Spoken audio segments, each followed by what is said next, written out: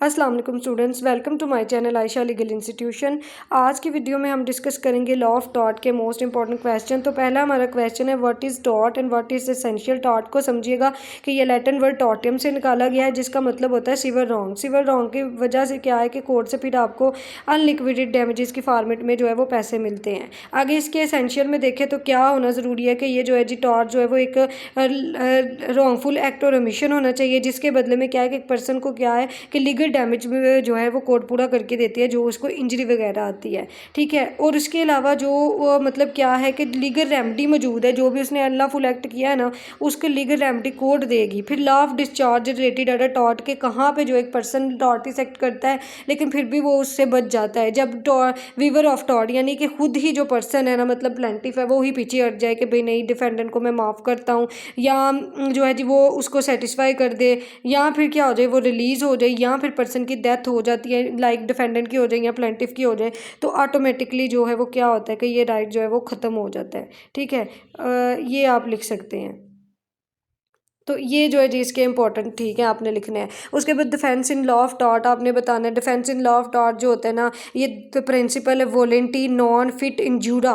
ठीक है, इस कंसेप्ट पे आता है to willing person non injury is done, यानी कि अगर पर्सन की विलिंग है ना कि ठीक है मुझे ये इंजरी पहुंचाई थे, तो रिस्क हम उसको दिया जा सकता है, और वो उसके बाद में जो है ना क्लेम नहीं कर सकता कि मुझे आपने क्यों ये पहुंचाया नुकसान। ठीक है, इसके बाद है एक्स ट्रूपिक कॉजा नॉन ओरिटो एक्शो। ठीक है, the plaintiff himself is Ganges in any unlawful act he can not claim damage. मतलब प्लेंटिफ ने खुद कहा कि भैया आप मुझे नुकसान पहुंचा सकते हैं, जब वो खुद एक्ट है तो फिर वो किसके लिए जो है वो लाइबल है, वो अगले पर्सन को इसके लिए पूछ सकता है। तो ये चीज़ इसमें आएगी। आगे ट्रेसपास है, ट्रेसपास की डिफरेंट काइंड्स है, इसमें असॉल्ट बैटरी आ जाता है और फॉल्स इम्प्रिजनमेंट है। ये मैं ऑलरेडी अपने चैनल पे अपलोड कर चुकी हूँ, आप वहाँ पे विजिट करके तो इनके रिलेटेड कंप्लीट डिटेल में जो है मैंने लेक्चर अपलोड किए हैं। असॉल्ट बैटरी और फॉल्स इम्प्रिजनमेंट का ये सारी काइंड्स है। इसमें ट्रेसपास टू जो है जी वो भी आ जाता है आपका। मज़ीद अगर आप इसमें लिखना चाहें तो जो है क्या है कि अगर आप इसमें लिखना चाहें तो गुड्स वाला भी आ जाता है। ठीक है, ये आपने इसमें कर लेना है प्रिपेयर।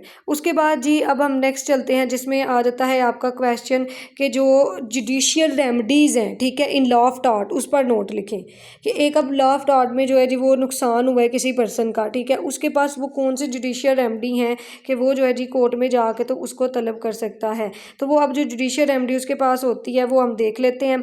तो सबसे पहले जी इसमें आता है कि वो कोर्ट से जाके तो मांग सकता है, हर्जाना मांग सकता है कि मेरे ये नुकसान हुआ है, मेरे नोमियल डैमेजेस में, कंपनसेशन डैमेजेस में इंजेक्शन के थ्रू मांग सकता है। ठीक है, स्पेसिफिक रेस्टोरेशन ऑफ प्रॉपर्टी के लिए एक्स्ट्रा जुडिशियल रेमेडी, ये सारी चीज़ें आ जाती हैं।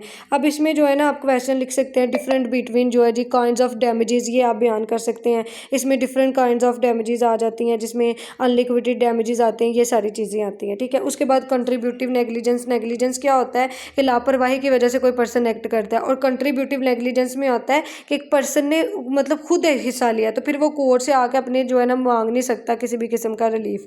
नेक्स्ट क्वेश्चन है every person can be sued and be sued in law of टॉट। ठीक है, इसमें आपने बताना है कि कौन से पर्सन जो है वो सूट कर सकते हैं लॉ ऑफ टॉट में, कौन से पर्सन है जिनके अगेंस्ट हम सूट नहीं कर सकते या कर सकते हैं।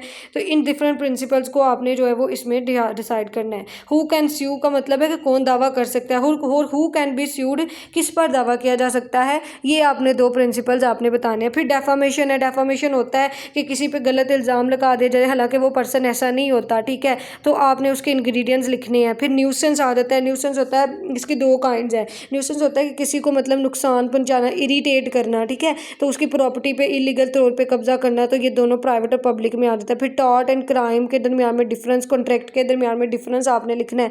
उसके बाद आपका जो नेक्स्ट क्वेश्चन होगा वो है जी can be a person liable for a tort committed by someone else, यानी ये आपका क्वेश्चन है कि किसी और एक्ट के लिए क्या कोई पर्सन लाइबल होगा। ठीक है, ये आपने बताना है। मलेशियस प्रोसिक्यूशन का आपने क्वेश्चन बताना है। मलेशियस होता है झूठा मुकदमा किसी पे चलाया जाता है। तो इसको मैं मजीद बता देती हूँ कि लाइबिलिटी जो है ना, मतलब कि कोई पर्सन जो है जी किसी ने असूलन तो यही होता है कि जो पर्सन टॉर्ट करता है वही जिम्मेदार होता है, लेकिन अगर मास्टर के भी यहाँ पे सर्वेंट करता है तो ये वो उसके लिए लाइबल होगा, यानी ये वाइकेरियस लाइबिलिटी वाला जो है ना प्रिंसिपल यहाँ पे होगा आयद, तो आपने वो भी प्रिपेयर करना है। उसके बाद ईजमेंट के क्वेश्चन है। ईजमेंटल राइट होता है कि एक पर्सन जो है ना एक किसी की प्रॉपर्टी को 20 साल से इंजॉय कर रहा है तो उसके पास ये राइट है, इस मेंटल राइट है कि वो उसकी प्रॉपर्टी पे जो है वो इंजॉय कर सकता है। फिर आपने इसमें जो है काइंड्स ऑफ ईजमेंट लिखनी है, जो काइंड्स ऑफ ईजमेंट है वो आपने बयान करनी है। फिर आपने एक्विजिशन ऑफ ईजमेंट लिखना है। फिर ठीक है, उसके बाद what is meant by easement है and how it is extinguished, ये इसकी डिफरेंट काइंड्स आपने बताना।